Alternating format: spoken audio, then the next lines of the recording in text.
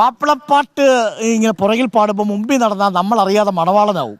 പക്ഷേ ഇന്നത്തെ മണവാളൻ ഞാനല്ല. ഇന്നത്തെ മണവാളൻ എക്കാലത്തെയും മലപ്പുറത്തിൻ്റെ മണവാളൻ ഒരാളേ ഉള്ളൂ കേട്ടു. അത് ഇ.ടി. മുഹമ്മദ് ബഷീറാണ്. അദ്ദേഹം നമുക്കൊപ്പം ഉണ്ട്. ഇ.ടി. മുഹമ്മദ് ബഷീർ സാഹിബ് നമസ്കാരം. അങ്ങനെ ഇ.ടിയെ കാത്ത് ഞങ്ങളിങ്ങനെ ഇരിക്കുകയായിരുന്നു. അപ്പോൾ ഇ.ടിയെ കാത്തൊരു കഞ്ഞി ഇവിടെ ഇരിപ്പുണ്ട്. ഇ.ടിക്കൊപ്പം കഞ്ഞി കുടിക്കാൻ വേണ്ടി ഞങ്ങൾ കരുതി. ഞാൻ ആദ്യമേ തന്നെ ഞാനൊരു നിവേദനം നൽകട്ടെ. ഞാൻ ഇവിടെ വന്നപ്പോഴാണ്, കൊണ്ടോട്ടിയിൽ വന്നപ്പോഴാണ് ഈ കുബ്ബയെക്കുറിച്ച് കൂടുതൽ കാര്യം അറിഞ്ഞത്. കൊണ്ടോട്ടി നേർച്ചയെക്കുറിച്ച് കേട്ടിട്ടുണ്ട്, പക്ഷേ കുബ്ബയെക്കുറിച്ച് അറിഞ്ഞപ്പോൾ അത് ഇന്ത്യൻ രാഷ്ട്രീയത്തിലും നമ്മൾ കടന്നു പോകുന്ന കാലത്തിൻ്റെയും ഒരു മാതൃകയാണ് ഈ കൊണ്ടോട്ടി നേർച്ച. ആ കൊണ്ടോട്ടി നേർച്ച 13 വർഷമായി നടക്കുന്നുണ്ട്. അതും ഈ മുഹമ്മദ് ഷാ തങ്ങളൊക്കെ ആദ്യകാലത്ത് ദളിതർക്ക്, സവർണർക്ക്, മതമൈത്രിക്ക് വേണ്ടി പ്രവർത്തിച്ചൊരു നേതാവ് കൂടിയാണ്. വലിയൊരു സാഹിബാണ്. അപ്പോൾ ആ മനുഷ്യൻ്റെ ഓർമ്മ പുതുക്കുന്ന ഒരു വലിയ ഉത്സവം അത് ഈ നാട്ടുകാരുടെ ആവശ്യമാണ്. അത് നമുക്ക് നടത്തി കൊടുക്കാം. നല്ല നല്ല ഐഡിയകൾ, ഒരുപാട് ഐഡിയാസ് പറയുന്ന ആളാണ്. ഈ ഇതൊരു ചരിത്ര സ്മാരകമാണ്. അതിനെപ്പറ്റി അനുസ്മരിക്കാൻ വേണ്ടി ചരിത്രമായിട്ട് ബന്ധമുള്ളവരും അത് പഠിക്കാൻ ആഗ്രഹിക്കുന്നതും ഒരു ഉത്സവം അല്ലെങ്കിൽ ഒരു ഒത്തുചേരൽ, ടുഗദർനെസ് എന്നുള്ള ആശയം വളരെ നല്ലതാണ്. തെരഞ്ഞെടുക്കപ്പെട്ട് വന്നാൽ അതിനുവേണ്ടി മുൻകൈ എടുക്കുന്ന ആദ്യമായിട്ട് പറയാം. കൊണ്ടോട്ടിക്ക് ഉറപ്പ് നൽകിയിരിക്കുന്നു വീട്ടിൽ. അത് നമ്മളുടെ ഒരു ആവശ്യമായിട്ട് മുന്നോട്ട് വെച്ചതാണ്. ഇനി നമ്മൾ വിഷയത്തിലേക്ക് എത്തിയാൽ, പൊന്നാനിയിൽ നിന്ന് മലപ്പുറത്തെത്തി സ്വന്തം മണ്ഡലത്തിലെ വോട്ടർമാർക്കൊപ്പം ക്യൂ നിന്ന് വോട്ട് ചെയ്യാനുള്ളൊരു അവസരം. അതാണ് അങ്ങ് ഇന്നലെ വിശദീകരിച്ചത് അല്ലേ? പക്ഷെ അതേസമയം പ്രതിപക്ഷത്തുള്ള ആളുകൾ പറയുന്നൊരു ചോദ്യം അങ്ങനെയല്ല. പൊന്നാനിയിൽ 3 തവണ MP ആയതുകൊണ്ട് അവിടെ ഒരു ഭരണവിരുദ്ധ വികാരം MP-ക്കെതിരെ ഉണ്ടാവാനുള്ള സാധ്യത ഭയന്നു വരുന്നു എന്ന് പറയുന്നു. ശരിക്കും അതിന് മറുപടി പറയാൻ ഏറ്റവും പറ്റിയ നിങ്ങളുടെ ചാനൽ തന്നെയാണ്. കാരണം എന്താ അറിയോ, നിങ്ങളാണ് ആദ്യം പെർഫോമൻസ് സർവേ റിപ്പോർട്ട് പ്രസിദ്ധീകരിച്ചത്. അതിലൊരു വാക്ക് ഞാനിപ്പോഴും അവർക്ക് ആദ്യം നന്ദി രേഖപ്പെടുത്തുകയാണ്. പൊന്നാനിയെ പൊന്നുപോലെ നോക്കിയ, അതാണ് നിങ്ങളുടെ വാചകതായിരുന്നു. പെർഫോമൻസിൽ നിങ്ങൾ അറിഞ്ഞത് എല്ലാ മാനദണ്ഡത്തിലും ജനങ്ങൾ ഇഷ്ടപ്പെട്ട പ്രവർത്തനം ചെയ്തു എന്നാണ്. ആദ്യമായതിൽ നന്ദി രേഖപ്പെടുത്തുകയാണ്. അത് ശരിക്കും പറഞ്ഞാൽ ഇതിനുള്ള മറുപടി കൂടിയാണ്. അത് ഇ.ടിക്ക് വേണ്ടിയിട്ട് ഞങ്ങൾ ചെയ്തതൊരു സൗജന്യമായിട്ട് കണക്കാക്കരുത് പ്രേക്ഷകർ. ഇ.ടിയെ കുറിച്ച് പൊന്നാനി മണ്ഡലത്തിന്റെ വിലയിരുത്തലാണ് നമ്മൾ സർവേയിൽ പറഞ്ഞത്. അതിൽ ഇ.ടിക്ക് എബോവ് ആവറേജ് പെർഫോമൻസ് ആണ് മണ്ഡലത്തിൽ കൊടുത്തിരിക്കുന്നത്. കാരണം ഇ.ടിയുടെ ഇടപെടലുകളായിരിക്കാം ഒരുപക്ഷെ അവിടെ ശ്രദ്ധേയമായത്. ലോക്സഭയിലുള്ള ഇടപെടലുകൾ വളരെ പ്രധാനപ്പെട്ട, പാർലമെന്റിലെ പ്രധാനപ്പെട്ട എല്ലാ വിഷയങ്ങളിലും ഞാൻ ഇടപെട്ടിട്ടുണ്ട്. എൻ്റെ അറ്റൻഡൻസ് എന്ന് പറയുന്നത് 94% മറ്റാണ്. 94% ലോക്സഭയിൽ അദ്ദേഹം ഹാജരായിരുന്നു എന്നത് തന്നെ വളരെ പ്രധാനപ്പെട്ട കാര്യമാണ്. അദ്ദേഹം പാർലമെന്റിലേക്ക് അയച്ചാൽ പാർലമെന്റിൽ കാണും എന്നൊരു ഉറപ്പാണ്. നിങ്ങൾ ചാനലൊക്കെ തന്നെ മാത്രമല്ല അദ്ദേഹം ഇടപെട്ട വിഷയങ്ങൾ, മണിപ്പൂർ അടക്കമുള്ള വിഷയങ്ങളാണെങ്കിലും ശരി, ഹരിയാനയിലാണെങ്കിലും ഉത്തർപ്രദേശിലാണെങ്കിലും ഒക്കെ അദ്ദേഹത്തിന്റെ ഇടപെടൽ വളരെ സജീവമായിരുന്നു. കറക്റ്റായിട്ട് മനസ്സിലാക്കിയത് അല്ല, നമ്മൾ നിരീക്ഷിക്കുന്നത് അപ്പോൾ കാര്യങ്ങൾ തുറന്നു പറയുന്നത്. പക്ഷെ അപ്പോഴും എൻ്റെ ഒരു സംശയമുള്ളത്, രാജ്യസഭയിലേക്ക് കൂടി പോകാൻ യോഗ്യനാണ്. കാരണം ഞാനിത് പറയാനുള്ള കാരണം, രാജ്യസഭയിൽ ലീഗിൻ്റെ സീറ്റ് ഇപ്പോൾ നമുക്ക് ഏകദേശം ഉറപ്പിച്ചിട്ടുണ്ട്. പക്ഷെ പലപ്പോഴും ഈ ലോക്സഭാ സീറ്റ് 2 എന്നതിലേക്ക് ഒതുങ്ങുന്നത് വലിയ ബുദ്ധിമുട്ടുണ്ടാക്കുന്നുണ്ട് പ്രവർത്തകർക്കിടയിൽ. ഞാൻ ഇന്ന് സംസാരിച്ച പ്രവർത്തകരെല്ലാവരും പറഞ്ഞു അവർ ഇപ്പോൾ തൃപ്തരാണെന്നേ ഉള്ളൂ, പക്ഷേ എന്നാൽ തൃപ്തരല്ല. അല്ല, ഇന്ന് ഈ വന്നത് ശരിക്കും പറഞ്ഞാൽ പ്രാക്ടിക്കലായിട്ടുള്ള ഒരു കോംപ്രമൈസ് ഫോർമുലയാണ്. Practical compromise formula. ഞങ്ങൾ 3 സീറ്റ് തന്നെ ചോദിച്ചു. ഇപ്പോൾ വന്നിട്ടുള്ള തീരുമാനം എന്ന് പറയുന്നത് 2 സീറ്റും ഉപരിയായിട്ട് രാജ്യസഭ. ഇപ്പോഴത്തെ ധാരണ പ്രകാരം ഏത് സമയത്തും രാജ്യസഭയിൽ മുസ്ലിം ലീഗിൻ്റെ 2 പ്രതിനിധികളുണ്ടാവും. അത് വെച്ചുകൊണ്ട് നോക്കുന്ന സമയത്ത് പിന്നെ ഈ ഇത്തരം സംഗതിയിൽ നമ്മൾ വലിയൊരു വാശി കാണിച്ച് കുഴപ്പമുണ്ടാക്കുന്നതിന് പകരം നമുക്ക് പറ്റുന്നൊരു ഫോർമുല വന്നാൽ അവിടെ ക്ലിക്ക് ചെയ്യുന്നത്. അതുകൊണ്ട് പക്ഷേ ഇപ്പോഴും രാഷ്ട്രീയമായൊരു വലിയ അനീതി ആ അർത്ഥത്തിലുണ്ട്. ഞാനിത് ചോദിക്കുന്നത് രാഷ്ട്രീയമായ ചോദ്യമായിട്ടാണ്.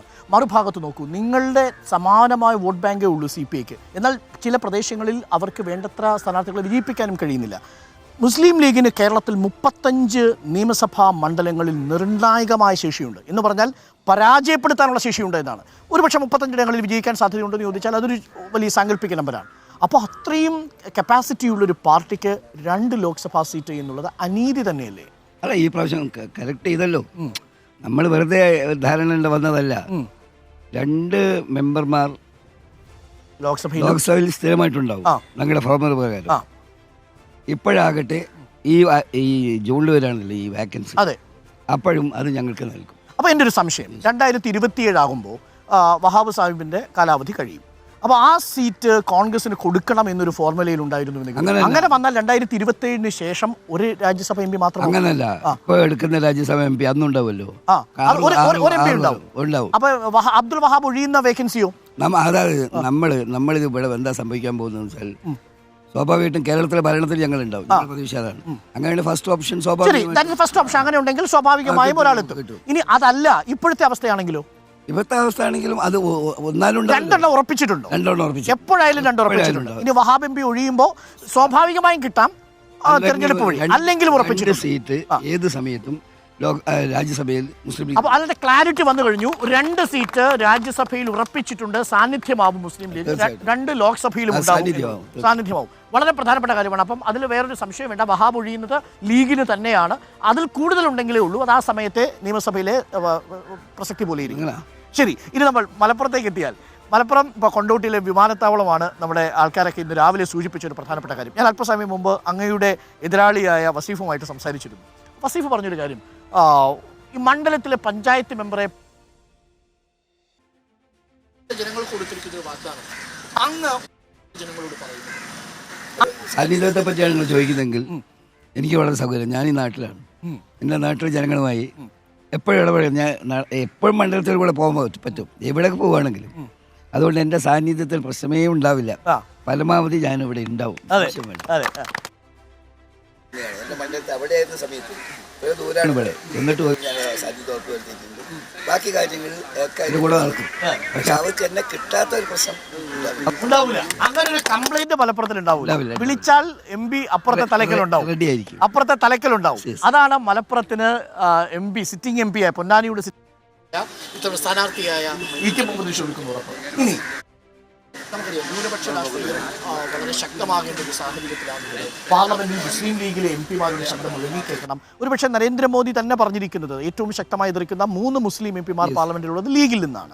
അതിൽ നമ്മൾ നവാസ് ഖനി അടക്കം, രാമനാഥപുരത്ത് നിന്നുള്ള നവാസ് ഖനി അടക്കം നിങ്ങൾ 3 പേരുടെ പോരാട്ടമാണ്. പക്ഷെ അപ്പോഴും ചിലർ വിമർശനം, ഇന്ന് രാവിലെ തന്നെ കേട്ടത് മുത്തലാഖ് അടക്കമുള്ള വിഷയങ്ങളിൽ നിങ്ങൾ അവിടെ സഭയിൽ ഉണ്ടായിരുന്നില്ല, അതൊക്കെ ഈ തെരഞ്ഞെടുപ്പിൽ പ്രതിഫലിക്കുമെന്നാണ്. യഥാർത്ഥത്തിൽ അങ്ങനെ ഒരു തെറ്റിദ്ധാരണയുണ്ട് ജനങ്ങൾ. ഇല്ല, ഞങ്ങൾ മുത്തലാഖിനെതിരായിട്ട് വോട്ട് ചെയ്തവരാണ്.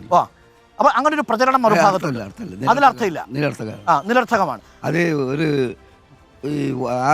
ആ ചർച്ചയിൽ ഭരണമുന്നണിയിലും പ്രതിപക്ഷത്തൊക്കെ വ്യത്യസ്ത അഭിപ്രായങ്ങളുണ്ടായിരുന്നു. ഞങ്ങൾ അതിനെതിരായിട്ട് വോട്ട് ചെയ്തവരാണ്, കറക്റ്റായിട്ട് വോട്ട് ചെയ്തവരാണ്.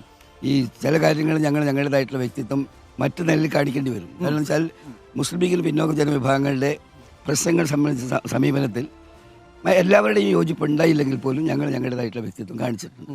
അതുപോലെ തന്നെയാണ് മുത്തലാഖിന്റെ കാര്യത്തിലും ശക്തമായ നിലപാട്. മുത്തലാഖിന്റെ കാര്യത്തിൽ ഞങ്ങൾ മുന്നണിയിൽ എല്ലാവരും ഒന്നായിരുന്നു, പ്രശ്നമൊന്നും ഉണ്ടായിരുന്നു. അത് കാണിച്ചു. ഇനി ഒരു കാര്യം കൂടി, ഇടതുപക്ഷം ന്യൂനപക്ഷ വിഷയങ്ങളിൽ കാണിക്കുന്നൊരു താല്പര്യമുണ്ടല്ലോ. അപ്പം ഏകീകൃത സിവിൽ കോഡ് ആവട്ടെ, പൗരത്വ വിഷയമാവട്ടെ, ഇപ്പോൾ ഏറ്റവും ഒടുവിൽ വന്നിരിക്കുന്ന ഇസ്രായേൽ പാലസ്തീൻ വിഷയത്തിലടക്കം ഇടതുപക്ഷം കാണിക്കുന്ന ഒരു ജാഗ്രത, അതൊരു രാഷ്ട്രീയമായ താല്പര്യത്തിന് പുറത്താണോ അത് സ്വാഭാവികമായ ജാഗ്രതയാണെന്നാണോ വിലയിരുത്തുന്നത്? ഇടതുപക്ഷത്തിൻ്റെ സമീപനം കാപ്പട്യം മാത്രമാണ്. അവർക്ക് ഇത്തരം കാര്യങ്ങളിൽ ആത്മാർത്ഥതയില്ല, പ്രദർശനാത്മകതയാണ്. അവരുടെ നിലനിൽപ്പ് പറഞ്ഞാൽ ഞങ്ങൾ ന്യൂനപക്ഷത്തിലെ ചാമ്പ്യന്മാരാണെന്ന് പറയും, എന്നാൽ മൗലികമായി അവർക്ക് ഗുണം കിട്ടാത്ത സമീപനം എടുക്കുകയും ചെയ്തതാണ്. അതുകൊണ്ട് അഭിനയത്തിൽ ആളെ വീഴ്ത്തുക പ്രദർശനാത്മകതയാണ്, കാപട്യമാണ് എന്നാണ് എനിക്ക് പറയുന്നത് ഈ വിഷയങ്ങളിലെല്ലാം. തീർച്ചയായിട്ടും. അപ്പൊ ന്യൂനപക്ഷത്തിന്റെ ചാമ്പ്യന്മാരായി മലപ്പുറത്ത് ലീഗുണ്ട്, ആ കാര്യത്തിൽ 100% വിശ്വസിക്കാം. ലീഗ് മാത്രമല്ല, ന്യൂനപക്ഷ പ്രശ്നങ്ങളുമായിട്ട് യോജിപ്പുള്ള ഒരുപാട് ആളുകളുണ്ട്. അവരാണ് മതേതര ജനാധിപത്യ പ്രസ്ഥാനത്തിൻ്റെ കാതലെന്ന് പറയുന്നത്. അതേ സമയത്ത് CPM ബീഫ് നിരോധിച്ച സംഗതി വരുന്ന സമയത്ത്, അതിൻ്റെ കലഹം നടക്കുന്ന സമയത്ത് ഇവിടെ എറണാകുളം മഹാരാജാസ് കോളേജിന്റെ ക്യാമ്പസിൽ ബീഫ് വിളമ്പിയിട്ട് കാര്യമില്ല. ഇതാണ് ഞാൻ പറഞ്ഞത്. അതെ, ഇതൊക്കെ പ്രദർശനാത്മകതയാണ്. അതിലൂടെ വോട്ട് നേടുന്നല്ലാതെ മൈനോറിറ്റീസിന്റെ താല്പര്യം നിന്നില്ല. അതിന്റെ തെളിവെന്താ അറിയും? 33 കൊല്ലം ബംഗാൾ ഭരിച്ചവരാ മാർക്സിസ്റ്റുകാർ. ഈ 33 കൊല്ലം മാർക്സിസ്റ്റ് പാർട്ടിയുടെ മേൽവിലാസം പോലും ഇന്ന് ബംഗാളിലില്ല. എന്താ കാരണം? നന്ദിഗ്രാം അടക്കമുള്ള സമയത്ത് അവരെടുത്ത ന്യൂനപക്ഷ വിരുദ്ധ സമീപനങ്ങളാണ്. മറ്റൊരു കാര്യം കൂടി നമ്മൾ കാണണം. സച്ചാർ കമ്മിറ്റി റിപ്പോർട്ട് എടുത്ത് നോക്കിയാൽ ന്യൂനപക്ഷ ജനവിഭാഗം ഏറ്റവും അധികം പിന്തള്ളപ്പെട്ടിട്ടുള്ളത് എവിടെയാണ്? ബംഗാളാണ്. രേഖയാണ്, ചരിത്രപരമായ രേഖയാണ്. അപ്പൊ ഇതെല്ലാം തന്നെ അവർ പറഞ്ഞുകൊണ്ടേയിരിക്കും. അത് അവരുടെ താല്പര്യത്തിന്, വോട്ടിന്റെ താല്പര്യത്തിനല്ലാതെ ആത്മാർത്ഥത കണി പോലും അതിലില്ല. ഒറ്റ കാര്യം കൂടി നമുക്ക് ചോദിച്ചിട്ട് നമുക്കൊരു ചെറിയ ഇടവേള എടുക്കാം. നിലവിൽ ഹിമാചൽ പ്രദേശിൽ കോൺഗ്രസിൽ നിന്നുള്ള MLA മാർ പോകുന്നു, സമാജ്വാദി പാർട്ടിയിൽ നിന്ന് 7 MLA മാരെ BJP കൊണ്ടുപോകുന്നു. രാജ്യസഭയിലേക്ക് അവർക്ക് കിട്ടാതെ പോകുമായിരുന്ന 2 സീറ്റുകൾ കൂടി കോൺഗ്രസും സമാജ്വാദി പാർട്ടിയും കൂടി ചേർന്ന് കൊടുക്കുന്നു. ഇപ്പോൾ രാജ്യസഭയിൽ അവരുടെ സാന്നിധ്യം 117 4 സീറ്റുകൾ കുറവേ ഉള്ളൂ ഭൂരിപക്ഷത്തിന്. ആ അവസ്ഥയിലേക്ക് എത്തി. അപ്പോൾ കോൺഗ്രസിന് അല്ലെങ്കിൽ UDF-നോടൊപ്പം നിൽക്കുന്ന കോൺഗ്രസിന് വോട്ട് ചെയ്താൽ ഭാവിയിൽ അവർ BJP-ക്കാരാണ് എന്നൊരു ഇംപ്രഷൻ ഉത്തരേന്ത്യയിലെങ്കിലും ഉണ്ടായിട്ടുണ്ടോ? നിങ്ങൾ മറ്റു കാര്യം കൂടി മറക്കരുത്. തൊട്ടടുത്തൊരു സംസ്ഥാനമുണ്ട്, കർണാടക.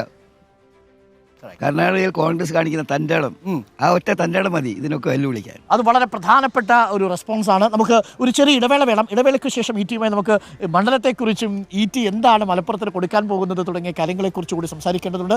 വളരെ പെട്ടെന്ന് ഒരു ചെറിയ ഇടവേള. ഇടവേളയ്ക്ക് ശേഷം നമ്മൾ കൊണ്ടോട്ടി ജംഗ്ഷനിലേക്ക് ഇറങ്ങും. അവിടെ ET-യെ കാണാനും ആൾക്കാരെ കാത്തു നിൽക്കുന്നു. പ്രചരണം ആരംഭിച്ചു. ഇന്നലെ തന്നെ ഞങ്ങളുടെ അനൗൺസ്മെന്റ് വന്നപ്പോൾ ഒരു 11-12 മണിയായി. അപ്പോഴിറങ്ങിയതാണ്. അപ്പോഴത്തെ റോഡ് ഷോ അടക്കമുള്ള കാര്യങ്ങൾ രാത്രി 10 മണി വരെ തുടങ്ങും. സ്വന്തം നാട്ടിൽ ആദ്യമായി ഒരു ലോക്സഭാ തെരഞ്ഞെടുപ്പിൽ മത്സരിക്കുന്നതിന്റെ ഒരു സന്തോഷം മനസ്സിൽ കാണുന്നുണ്ട്. കാരണം എന്താ അറിയോ, ഞാൻ 19 കൊല്ലമായിട്ട് രാഷ്ട്രീയത്തിലുണ്ട്. എൻ്റെ നാട്ടിലെ വോട്ടർമാരോട് വോട്ട് ചോദിക്കാൻ കിട്ടിയ സന്ദർഭം ഒരു സായുജ്യമാണ്. പൊളിറ്റിക്സിലെ സായുജ്യം എന്നാണ് എന്നെ വിളിക്കുന്നത്. രാഷ്ട്രീയത്തിലെ സായുജ്യമാണ് സ്വന്തം വോട്ടർമാർക്കൊപ്പം സ്വന്തം മണ്ഡലത്തിൽ മത്സരിക്കുക എന്നുള്ളത് വളരെ പ്രധാനപ്പെട്ട കാര്യമാണ്. പ്രിയപ്പെട്ടവരെ, സ്വന്തം മണ്ഡലത്തിൽ മത്സരിക്കാൻ വന്നതിന്റെ സന്തോഷത്തിൽ ET മുഹമ്മദ് ബഷീർ പ്രചരണത്തിന് ഇറങ്ങാൻ പോവുകയാണ്. ആദ്യ അഭിമുഖമാണ് നമുക്കിപ്പോൾ കിട്ടുന്നത്. വളരെ പ്രധാനപ്പെട്ട ഒരു കാര്യം കൂടി ഞാൻ ചോദിക്കാം, ഒരു രാഷ്ട്രീയ ചോദ്യം കൂടി ചോദിച്ചാൽ മണ്ഡലത്തിലേക്ക് വരാം. ഇപ്പോൾ ആ ചോദ്യം ഇതാണ്: രാജ്യസഭാ സീറ്റിന്റെ കാര്യത്തിൽ തീരുമാനമായി. ഇനി മറ്റൊരു വളരെ പ്രധാനപ്പെട്ട വിഷയം നമ്മുടെ മുന്നിൽ നിൽക്കുന്നത് ഈ രാജ്യസഭയിലേക്ക് ആര് പോകും എന്നുള്ളതാണ്. ഒഴിവ് വരുന്നത് ജൂണിലാണ്. തീരുമാനമായോ? തീരുമാനമായിട്ടില്ല. കുറച്ചുകൂടി ഡിസ്കസ് ചെയ്തിട്ട് ഏറ്റവും പറ്റിയ ഒരാളെ നോക്കി ചെയ്യാന്നുള്ളതുകൊണ്ട് അന്ന് ഡിക്ലെയർ ചെയ്യാന്ന് വെച്ചത്. ഇപ്പൊ ഒരു തീരുമാനത്തിലേക്ക് എത്തിയിട്ടില്ല. 1-2 പേരുകളുണ്ടോ? ഞാൻ ബാക്കിയൊന്നും ചോദിക്കില്ല. അതില്ല, നമ്മുടെ പാർട്ടിയെ സംബന്ധിച്ച് അറിയാം. ഇതിന് പറ്റിയ ധാരാളം ആളുകളുള്ള ഒരു പാർട്ടിയാണ്. ഒന്നിലേറെ ആളുകളുണ്ട്. Best out of the best ആയിരിക്കും വരിക അല്ലേ രാജ്യസഭയിൽ? അതിപ്പം നിലവിൽ തീരുമാനമായിട്ടില്ല. രാജ്യസഭയിൽ ജൂൺ മാസത്തിലേക്ക് തീരുമാനമാവുകയുള്ളൂ. ഇനി മണ്ഡലത്തിലേക്ക് എത്തിയാൽ നമുക്ക് മുന്നോട്ട് നടക്കാം. കൊണ്ടോട്ടിയാണ്. അപ്പം ഇവിടുന്ന് എത്ര ദൂരമുണ്ട് വീട്ടിലേക്ക്? ഇവിടുന്ന് എൻ്റെ വീട്ടിലേക്ക് 15 മിനിറ്റ് അല്ലേ? 15 കിലോമീറ്റർ ഉള്ളൂ. 15 കിലോമീറ്റർ. അപ്പോൾ മലപ്പുറം മണ്ഡലത്തിൽ അത്രേ ഉള്ളൂ. അപ്പം ഞാൻ ചോദിക്കാൻ വന്നത്, നേരത്തെ വസീഫ് ചോദിച്ചത്, ഇവിടുത്തെ ഏറ്റവും പ്രധാനപ്പെട്ട ആവശ്യമായി മണ്ഡലത്തുകാർ പറയുന്നത് എയർപോർട്ടാണ്. എയർപോർട്ട് പല രീതിയിൽ അതിൻ്റെ വികസന പ്രവർത്തനങ്ങൾ തടസ്സപ്പെട്ടു. റൺവേക്ക് സ്ഥലമെടുക്കുന്നതാണെങ്കിലും അതിൽ കാലതാമസമാണെങ്കിലും അങ്ങനെ പല രീതിയിൽ. അപ്പോൾ MP എന്ന നിലയിലുള്ള ആദ്യത്തെ ശ്രദ്ധ മണ്ഡലത്തിൽ എന്തിനായി? അല്ല, പ്രയോറിറ്റി നിങ്ങൾ പറഞ്ഞ പോലെ ഏറ്റവും ചെയ്യേണ്ട ഒരു കാര്യം ഇത് തന്നെയാണ് എയർപോർട്ടിൻ്റെ കാര്യം നിങ്ങൾക്കറിയാം. എയർപോർട്ടിൻ്റെ ആശയം തന്നെ പ്രവൃത്തിപഥത്തിൽ കൊണ്ടുവരാൻ ഏറ്റവും വർക്ക് ചെയ്ത പാർട്ടിയാണ് ഞങ്ങൾ. CH-ൻ്റെ ഒക്കെ കാലഘട്ടം, പിന്നെ മഡാക്ക് പോലുള്ള സംഗതികൾ വാങ്ങുന്നത് പല കാര്യങ്ങളും. അപ്പൊ ഇപ്പൊ എന്താ സംഭവം എന്ന് വെച്ചാൽ കാര്യം ഭൂമി ഇല്ലാത്തതായിരുന്നു. അത് ആദ്യം എടുക്കുന്ന സമയത്ത് നമുക്കത് ചിന്തിച്ചില്ല. ഇപ്പൊ ഏറ്റവും അധികം റാങ്കുള്ള ഇതാണ് പോപ്പുലേഷൻ വൈസ്, പാസഞ്ചർ വൈസ് ഇതൊക്കെ. അപ്പൊ അത് എന്ത് ചെയ്യണം, അതിന്റെ പ്രശ്നമുള്ളത് എക്കോസിസ്റ്റം ആയിരുന്നു. ആ കാര്യങ്ങളൊക്കെ കഴിഞ്ഞു. കോമ്പൻസേഷൻ കൊടുത്തു. വർക്ക് പ്രോഗ്രസ് ചെയ്തുകൊണ്ടിരിക്കുകയാണ്. അവർ ആക്ഷൻ പ്ലാൻ ഉണ്ടാക്കി. അത് പ്രകാരം വന്നാൽ നമ്മുടെ ദുരിതങ്ങളൊക്കെ തീരും. അപ്പോൾ ഫസ്റ്റ് പ്രയോറിറ്റി അതിന് തന്നെ. തീർച്ചയായിട്ടും. നമ്പർ 2, രണ്ടാമത്തെ ഒരു കാര്യമായി നേരത്തെ LDF സ്ഥാനാർത്ഥി മുന്നോട്ട് വെച്ചൊരു പ്രധാനപ്പെട്ട പ്രശ്നം, ഇപ്പോൾ ധാരാളം ചെറുപ്പക്കാർ വരുന്നൊരു മേഖലയാണ്. അവർ വിദ്യാഭ്യാസമായി മുന്നിലേക്ക് വരുന്നു മലപ്പുറം എന്നുള്ളത്. പണ്ട് കാലത്ത് പാർശ്വവൽക്കരിക്കപ്പെട്ടെങ്കിൽ ഇപ്പോൾ 1-ാം സ്ഥാനത്തുണ്ട് പല മേഖലകളിലും. അവർക്ക് വേണ്ടി എന്താണ് MP-ക്കുള്ളത്? അദ്ദേഹത്തിൻ്റെ സംഗതിക്ക് ഒരു മറുപടി കൂടി പറഞ്ഞോളട്ടെ. ഇവിടുത്തെ വിദ്യാഭ്യാസ പ്രവർത്തനം യാഥാർത്ഥ്യമാക്കിയത് മുസ്ലിം ലീഗാണ് ഏറ്റവും മുമ്പിൽ. ഞാൻ 7 കൊല്ലം വിദ്യാഭ്യാസ വകുപ്പിൽ ചുമതല വഹിച്ച ആളാണ്. നിങ്ങളുടെ ഫയലിൽ തന്നെ കാണാൻ. അതായത് വളരെ പിന്നോക്കം നിന്ന പ്രദേശങ്ങളെ നിങ്ങൾ പറഞ്ഞ പോലെ എംപവർമെൻറ്റ്, റിയൽ എംപവർമെൻറ്റ് എന്ന് പറയുന്നത് എഡ്യൂക്കേഷൻ എംപവർമെൻറ്റാണ്. അത് കണ്ടുകൊണ്ട് ഇന്ന് ഈ ജില്ലയിൽ കാണുന്ന വിദ്യാഭ്യാസ ഉന്മേഷം, അതിൻ്റെ കാർമ്മികത്വം ഞങ്ങൾക്ക് അവകാശപ്പെട്ടതാണ്. അതേ സമയത്ത് ഈ സ്ഥാപനങ്ങൾ കൊടുക്കുന്ന സമയത്ത് കൃത്രിമമായ കുറെ ആരോപണം ഉന്നയിച്ച് അതിനെ മുടക്കി വരാനുള്ളത്. അതായത് മലപ്പുറത്തിന് അധികമായ ആനുകൂല്യം കൊടുക്കുന്നു എന്ന് പറഞ്ഞ് കേസ് പോലും പോയതാണ്. 72 കോളേജുകൾ കൊടുത്തപ്പോൾ CPM-ന്റെ നേതൃത്വം അതിനായിട്ട് സുപ്രീം കോടതി വരെ പോയി. അവസാനം ഞങ്ങൾ നേടിയെടുത്തു. പക്ഷേ ഇരു മുന്നണികളിലും അത്രയും അഭിപ്രായം വന്നിട്ടുണ്ട്. ഇപ്പോൾ AK ആന്റണിയുടെ ഭാഗത്തുനിന്നും അങ്ങനെ പ്രതികരണം വന്നിരുന്നു ആദ്യഘട്ടത്തിൽ. ന്യൂനപക്ഷങ്ങൾക്ക് കൂടുതൽ കൂടുതലല്ല, ന്യൂനപക്ഷങ്ങളുടെ റൈറ്റ് കൊടുക്കാറുണ്ടായിരുന്നില്ല. അതുകൊണ്ടാണ് അവര് ലീഗ് ഒറ്റയ്ക്ക് നേടിയതാണ്. ലീഗ് UDF നേടിയതാണ്. UDF-ന്റെ പൊളിറ്റിക്കൽ വിജയമാണ്. CPM ഇതിനെതിരായിട്ട് ഇതിപ്പോൾ വനിതാ കോളേജിന്റെ ഇവിടെ, ആ മഞ്ചേരി വനിതാ കോളേജിന്റെ ഇഷ്ടം പോലെ BEd കോളേജുകൾ, വനിതാ കോളേജ്, എഞ്ചിനീയറിംഗ് കോളേജ് ഇടതുപക്ഷത്തിന്റെ കാലത്ത് തുടങ്ങിയതേ അല്ല, ഞങ്ങൾ ചെയ്തതാണ്. അതിനെ മുടക്കാൻ ശ്രമിച്ചതാണ് ഇടതുപക്ഷം. ഇനി ഒരു കാര്യം കൂടി, ഇപ്പോൾ KS ഹംസ ഇന്നലെ പറഞ്ഞൊരു കാര്യം, ET ആയിരുന്നു പൊന്നാനിയിൽ മത്സരിച്ചതെങ്കിൽ KS ഹംസ എന്ന സ്ഥാനാർത്ഥി അവിടെ ഉണ്ടാവില്ല എന്ന്. അതിപ്പോൾ അദ്ദേഹത്തിന്റെ ഒരു മനോഗതം എന്നല്ല. നിങ്ങൾ ഇപ്പോഴും നല്ല സുഹൃത്തുക്കളാണ്. അല്ല, ഇത് പാർട്ടിയിൽ നിന്ന് പോയി അത് രാഷ്ട്രീയം. രാഷ്ട്രീയത്തിൽ എനിമിറ്റിന്റെ കാര്യമല്ല, ഐഡിയോളജിയാണ്. ഞങ്ങൾ ശക്തമായ ഐഡിയോളജിയിൽ വിശ്വസിക്കുകയാണ്. ഇന്ത്യ അത് ഇത് എന്നുള്ളത് ഞങ്ങൾ അതിലേക്ക് പോകാറ്. അപ്പോൾ KS ഹംസ പറഞ്ഞത് നിങ്ങൾ തമ്മിലുള്ള വ്യക്തി താല്പര്യത്തിന്റെ അടിസ്ഥാനത്തിലായിരിക്കും അല്ലേ? ഐഡിയോളജി അല്ലേ നമ്മൾ ഫൈറ്റ് ചെയ്യുന്നത്. ഐഡിയോളജി ഫൈറ്റ് ചെയ്യുന്നു. പക്ഷേ KS ഹംസ അന്ന് ഉയർത്തിയ വിഷയങ്ങൾ ഇപ്പോഴും നിൽക്കുന്നുണ്ടല്ലേ പാർട്ടിക്കുള്ളിൽ? ഒന്നുമില്ല. അതല്ല, അത് എന്ന് പറയുന്നത് അവരുടെ വ്യക്തി രാഷ്ട്രീയമായ അഭിപ്രായങ്ങളായിരിക്കും. വ്യത്യസ്ത അഭിപ്രായം പറയാനുള്ള അവകാശമുണ്ട് അവർക്ക്. നമ്മൾ ഇലക്ഷൻ എന്ന് പറയുന്നത് അതിനേക്കാൾക്ക് വ്യത്യസ്തമായി ജനാഭിലാഷം നേടിയെടുക്കാൻ എന്ത് ചെയ്യണമെന്നതിന്റെ മൗലിക പ്രധാനമായ സംഗതിയാണ്. അതിൽ ഇൻഡിവിജ്വൽസിന് അങ്ങോട്ടും ഇങ്ങോട്ടുള്ള സംഗതിയിൽ വലിയ കാര്യമില്ല. ഇനി ഒരു കാര്യം കൂടി, മൂന്നാമത്തെ ഒരു സീറ്റ് കിട്ടിയിരുന്നെങ്കിൽ, സാങ്കല്പിക ചോദ്യമാണ്, മൂന്നാമത്തെ സീറ്റ് കിട്ടിയിരുന്നെങ്കിൽ അവിടെ പ്രതിനിധീകരിക്കുമായിരുന്നത് ചെറുപ്പക്കാരായിരുന്നു. അങ്ങനെയല്ല, ഇത് മൂന്നാമത്തെ മാത്രമല്ല. ഞങ്ങൾക്കറിയാം, ഇന്ന് നിലവിൽ സിറ്റിംഗ് നമ്മളെ MLA-മാരുടെ കണക്കെടുത്ത് നോക്കുകയാണെങ്കിൽ യങ്സ്റ്റേഴ്സിന് നല്ല പ്രാധാന്യം കൊടുത്തുകൊണ്ട് ഇപ്പം അത് ഇതിൽ കൊടുക്കാൻ പറ്റിയില്ല. ഇത്തരം കാര്യങ്ങൾ തീർച്ചയായിട്ടും സ്വാഭാവികമായും അടുത്ത് വരാൻ വേണ്ടി പോകുന്ന സംഗതിയിൽ റിഫ്ലക്റ്റ് ചെയ്യുന്ന തന്നെ നമ്മൾ ചിന്തിച്ചുകൊണ്ടിരിക്കുന്നത്. യുവജനങ്ങൾക്ക് പ്രാതിനിധ്യം വേണം, അതിൻ്റെ കാര്യം ഞങ്ങൾക്ക് അത്രയല്ലേ സീറ്റുള്ളൂ. ഒറ്റ കാര്യം കൂടി, ഇപ്പോൾ പെൻഷൻ മുടങ്ങി 7 മാസം. അതെ, അത് ET തെരഞ്ഞെടുപ്പിൽ ഒരു വിഷയമാക്കും. ഒപ്പം എനിക്കറിയേണ്ട ഒരു പ്രധാനപ്പെട്ട കാര്യം, ഇടതുപക്ഷത്തെ നേതാക്കളുമായും വ്യക്തിപരമായ സൗഹൃദം പുലർത്തുന്നയാളാണ് ET. ഇപ്പോൾ മുഖ്യമന്ത്രി പിണറായി വിജയനെതിരെ കോൺഗ്രസ് ആക്ഷേപം ഉന്നയിച്ചിട്ടുണ്ട്. പക്ഷേ ലീഗ് ഒരു വ്യക്തിപരമായ ആക്ഷേപം ഉന്നയിച്ചിട്ടില്ല എന്നാണ് ഞാൻ മനസ്സിലാക്കുന്നത് വീണ വിജയനെതിരെ. അതല്ല, അത് UDF-ന്റെ പക്ഷത്തുമുണ്ട് പ്രതിപക്ഷത്തുമുണ്ട് ഉന്നയിക്കുന്ന ആരോപണങ്ങൾ ഞങ്ങളുടെ കൂടിയാണ്. ലീഗിൻ്റെതായ ഒരു പ്രസ്താവന, പ്രത്യേകിച്ച് ET അടക്കമുള്ള ആളുകൾക്ക് അങ്ങനെ ഒരു ആരോപണം ഉണ്ടോ? അല്ല, തീർച്ചയായിട്ടും ഞങ്ങൾ ഫ്ലോറിലല്ല ഉന്നയിക്കുന്നത്. ഫ്ലോറിൽ ഉന്നയിക്കുക എന്ന് പറഞ്ഞാൽ ഉന്നയിക്കുന്ന ആളെയല്ല നോക്കേണ്ടത്, ഏത് പക്ഷമാണ് നോക്കേണ്ടത്. തീർച്ചയായിട്ടും ഞങ്ങൾ ഈ CMR വിഷയത്തിൽ ഈ പറയുന്ന മാസപ്പടി നടന്നു എന്ന് താങ്കൾ വിശ്വസിക്കുന്നുണ്ട്? അങ്ങനെയല്ല, അല്ലെങ്കിൽ ഞങ്ങൾ ഉന്നയിക്കില്ലല്ലോ. അന്വേഷണം നടക്കട്ടെ, അന്വേഷണം നടക്കുകയാണ്, അത്രേ ഉള്ളൂ. അപ്പോൾ കാര്യം നിങ്ങൾ പറഞ്ഞു, ഒരു വിഷയമാക്കാൻ പെൻഷൻ തീർച്ചയായിട്ടും 7 മാസം വിഷയമാക്കും. മാത്രമല്ല, ആ ചോദ്യം ചോദിച്ചത് നന്നായി. അതിനേക്കാളൊക്കെ ഉപരിയായിട്ട് ഞങ്ങൾ കൊണ്ടുവരുന്ന ഒരു വിഷയമുണ്ട്. എന്താ പറയുക, നിങ്ങൾ ഞാൻ ഈ രോഗികളെ നോക്കുന്ന സ്ഥാപനത്തിൻ്റെ ചെയർമാനാണ്. പല സ്ഥലത്തും ക്യാൻസർ രോഗികളെ നോക്കുന്നത്. പലപ്പോഴും സമയം കിട്ടുകയാണെങ്കിൽ നമുക്കൊരു അവിടെ പോകണം. ഇവിടെ പാവപ്പെട്ട രോഗികൾക്ക് ഉമ്മൻചാണ്ടി ഗവൺമെന്റിന്റെ കാലത്ത് നിരവധി പദ്ധതികളുണ്ടായി. ഈ ഗവൺമെന്റ് കാരുണ്യ, ആർദ്രത, പല ഇതെല്ലാം തന്നെ ഇവർ മുടക്കി. സമ്പത്തില്ല, പൈസയില്ല, കേന്ദ്രം തരുന്നില്ല എന്നാണ് പറയുന്നത്. കേന്ദ്രം തരുന്ന സ്റ്റേറ്റ് ഗവൺമെന്റ് ഫണ്ട് ഉപയോഗിച്ച് ചെയ്യേണ്ട കാര്യങ്ങളാണ്. കേന്ദ്ര ഗവൺമെന്റ് പദ്ധതി തന്നെ സമയത്തിന് കൃത്യമായിട്ട് ആക്ഷൻ ടേക്കൺ റിപ്പോർട്ട് കൊടുക്കാത്ത സംസ്ഥാനത്തിന്റെ പട്ടികയിൽ ഇതുണ്ട് പല കാര്യത്തിലും. ഞാൻ പറഞ്ഞു വരുന്നതല്ല. ഈ സാധുക്കൾ, ഒരു ഉദാഹരണം, ഇവിടെ ഞങ്ങളുടെ പാർട്ടിയിൽ തന്നെയുള്ള നേതാവ് MK മുനീർ മന്ത്രിയായിരുന്ന സമയത്ത് ഉമ്മൻചാണ്ടി ക്യാബിനറ്റിൽ അന്ന് വളരെ താല്പര്യം കൊണ്ടുവന്നതാണ് കോക്ലിയർ ഇംപ്ലാന്റേഷൻ. ബ്ലൈൻഡ് അന്ധബധിര. അതിൽ എത്രയോ ഓപ്പറേഷൻ നടന്നു. എത്രയോ ഓപ്പറേഷൻ കണ്ടപ്പോൾ എന്തായി, എത്ര പേർക്ക് കേൾക്കാൻ സാധിച്ചു, ശബ്ദത്തിന്റെ ലോകത്തേക്ക് വന്നു. ഇപ്പം അത് കേട് വന്നിട്ട്, മെഷീൻ കേട് വന്നിട്ട് ആ മെഷീൻ പോലും നന്നാക്കാൻ എത്ര കാലം ഇവർ മുടക്കി. അപ്പം എന്ന് വെച്ചാൽ അതായത് ഞാൻ ചുരുക്കി ഒറ്റ വാക്കിൽ പറയാം, UDF-ന്റെ ഗവൺമെൻറ്, അന്ന് ഉമ്മൻചാണ്ടിയുടെ നേതൃത്വത്തിൽ UDF-ന്റെ ഗവൺമെൻറ് അത് ആർദ്രതയുടെ ഗവൺമെൻറ്റായിരുന്നെങ്കിൽ ഇത് രൗദ്രതയുടെ അല്ല ഗാഭിധത്തിലുള്ള രൗദ്രഭാവമാണ്. ഉമ്മൻചാണ്ടിയുടെ ഇത് ആർദ്രതയാണ്. ഈ മുഹമ്മദ് ബഷീറിലെ പഴയ പ്രാസംഗികരെ ഓർമ്മ വരുന്നു.